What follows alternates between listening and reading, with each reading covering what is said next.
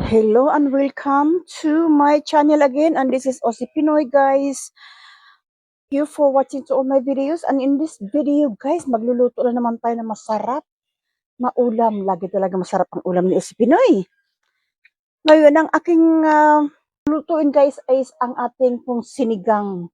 Wag lang bastang pakuluan ng ating karne man yan o pork or chicken man yan. Pag nagsigang tayo guys, just put a little bit kick to it. Okay. Ngayon, magpapainit tayo ng ating oil kasi igigisa po muna natin ito, guys. Sarap ito. Pinakuluan ko na yung aking first pakulo doon sa aking pork. Kasi ang aking guys isisigang ay ang ating pork knuckle or sa Tagalog ba yung ating pata, no? Pork pata po ito ang ating isisigang. Ngayon guys, ito ay aking pinakuluan ko. First pakulo, ating itinapon ang sabaw. Tapos second pakulo, kinit ko na po yung second pakulo. Tapos nilinis na po natin ang ating pork nako. Yan, ang ating pong pork pata po ito. Ngayon, mag-ano tayo ng ating oil. Kasi mainit na po yung ating kawali. Olive oil ang gamit ni Aussie Pinoy. Hindi na po ako maglalagay ng butter this time. Ayan. Tulog yata yung aking oil Tulog ang oil ko dahil malamig. Malamig ngayon dito sa amin kasi kaya ako magluluto ng soup. Winter po kasi ayan. Winter po kasi ngayon dito sa Oz, no? Kaya ito naggigisa muna tayo. Igigisa ko muna ito guys kasi mas gusto ko igisa. Kaya sabi ko lang, wag lang basta pakuluan. Hindi ako gagamit ng bawang at saka butter. Ayan. Ang ating ano lang, sibuyas. Tsaka yung aking kamatis lang ang gamit ko this time. At saka wala akong greens, wala akong kangkong or other vegetables kasi malayo po kami sa tindahan guys. Another 20 kilometers bago ako makarating ng bayan. Eh wala naman ako, hindi man ako makabili ng mga greens. So ang gagawin ko lang, kung anong nasa bahay lang, di ba? Yan ang ating kamatis. Gisa lang natin ang ating pork knuckle. Ang pork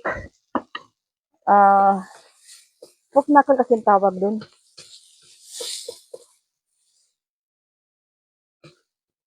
Pero gagamit ako ng patatas at saka carrots kasi yun lang ang vegetables ko eh. Ang natin pilitin kung wala. Yan, di ba? Puro sinigang ito at meron akong sinigang mix. Yan. Malamig kasi talagang panahon ngayon guys. Winter from yan, lagyan natin ang ating pinakuluan na pork knuckle.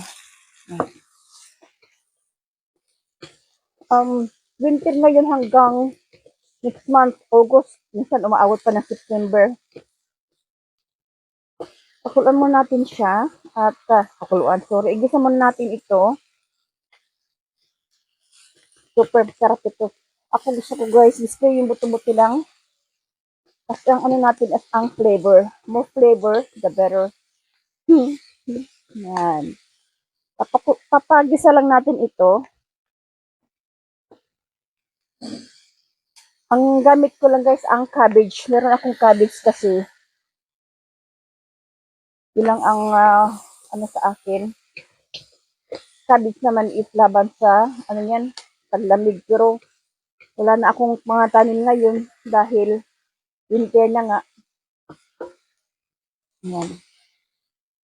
Tapos mamaya ang isasabaw ko dito para sa ating sinigang ay ang ating pinagpakuluan ng second time. Okay?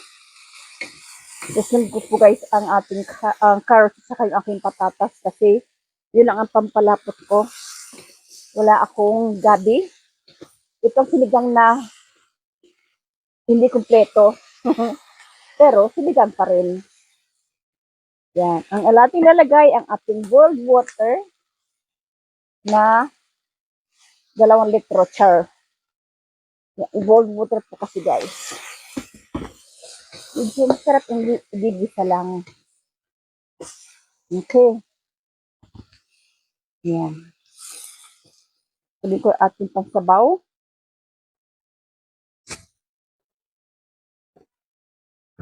Galit talaga tayo guys ang pagkadating sa winter. Taglamig. Malapit sa puso ng mga yan. Sabawan natin to ng ating pinagpakuluan. Yan. Malapit sa puso ng mga Pinoy ang soup, ang sinigang o tinola, di ba? Yan. Kasi gusto ko siya malambot pa. Kailangan pa rin siya ng pagpapalambot. Yan, yung aking pinagpakuluan. Yan yung sabaw kanina na pinag-anuhan ko siya, pinagpa-boil. Nasala ko na yun guys. Kasi nilagyan ko siya ng sibuyas at saka luya.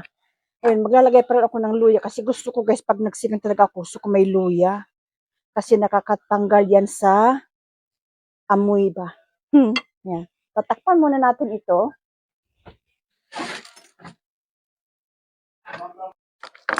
Ayan, at medyo malambot na po guys ang ating pork.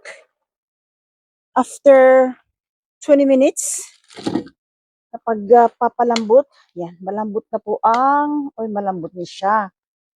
Yan, may nakita naman po ako guys na frozen beans.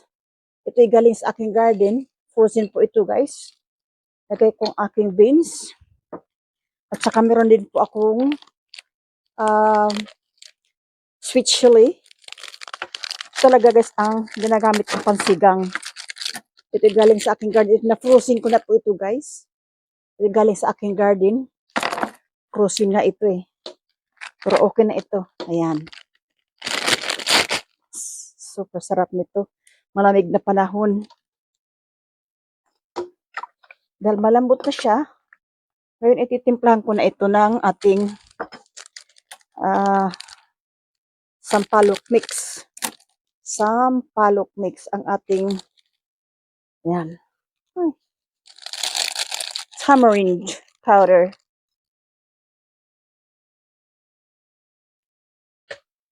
Dinagdagan ko na po ito guys ng sabaw kasi gusto ko yung medyo may sabaw. Yan.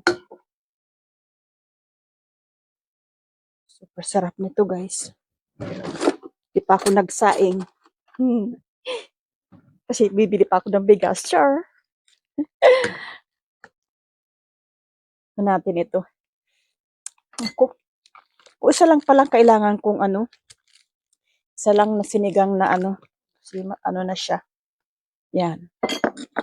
Ilalagay na rin ang aking cabbage, ang ating repolyo kasi wala po tayong kangkong. Kasi malayo po kami sa tindahan, guys. Nandito sa Osipinoy sa gubat. Charot, gubat. Yan. Dito kami sa countryside, kaya malayo kami sa bayan. At kahit sa may bayan, wala namang Asian shop dyan sa bayan. Pag ako pumunta ng city, doon merong Eastern shop, mga Filipinos, Vietnamese shop, doon makakakita ng kangkong. Carry over na ito guys. Kadagdagan ko ito ng sabaw kasi mukhang kukulangin yung sabaw ko. Patay ng hot water. Yan.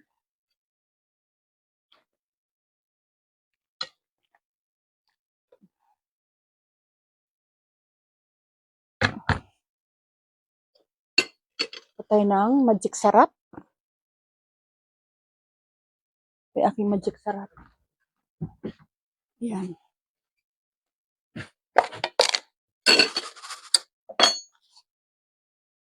Kunti lang.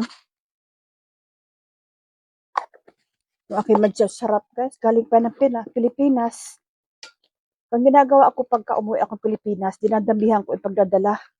Kasi okay naman pag ganyan mga nasa pack. Mga packet ba. Ito galing ito, dala ko pa ito galing Pilipinas. Umuwi ako last year. Kasi mahal ito dito, guys. Although, mahal din naman sa Pilipinas, pero kumpara pag dito ka bibili, malayo pati sa tindahan. Man natin ito. Naku, super. Ayan. Pag kulo niyan, another kulo pa. And then, kain na. Pero hindi pa ako makakakain kasi wala kay aking sinaing. Nagsasaing pa si Pinoy.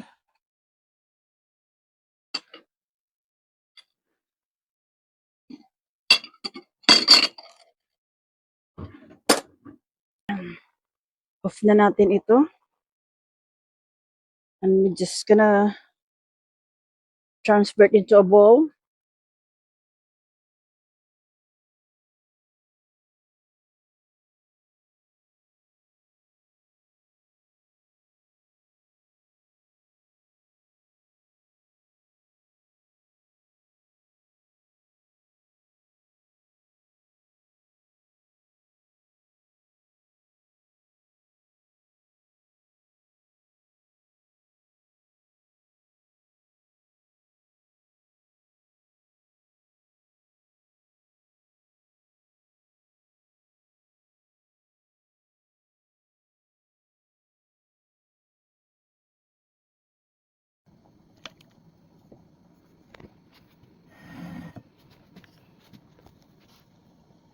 At ito na nga po guys, ang aking sinigang na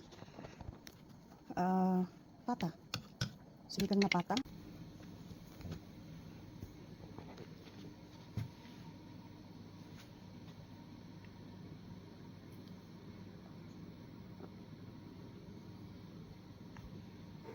Thank you all for watching and see you next video guys.